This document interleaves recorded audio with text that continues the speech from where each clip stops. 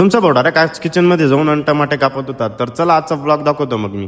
तर good morning मित्रांनो, मी भीम आणि रोला आम्ही सोबतच निघालो मग हॉटेलला जाण्यासाठी. हॉटेलला तर आलो होतो, मस्त चहा वगैरे बनवून घेतला. भीमचं काम चालू होतं, मग चहा वगैरे बनवून घेतला. भीम म्हणे थोडा टमाटा बिमाटा काढ दो म्हणे मेरे. टमाटे वगैरे कापून दिले त्याला आणि कांदे वगैरे पण कापून दिले. मग थोडं शेफ ते थोडे लेट आले ना, मग मी सर्व मटेरियल कापून दिलं.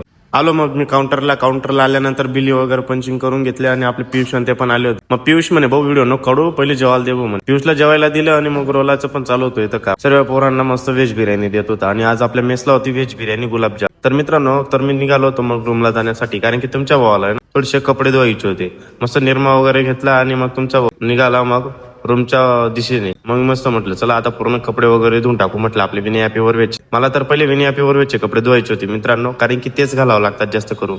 मग मी रात्री परत निघालो मग हॉटेलला जाण्यासाठी. मी आणि सिद्धार्थ मग आम्ही निघालो मग हॉटेलला जाण्यासाठी. फायनली आम्ही हॉटेलला तर पोहोचून झालो होतो आणि आपले कस्टमर पण चालू होते.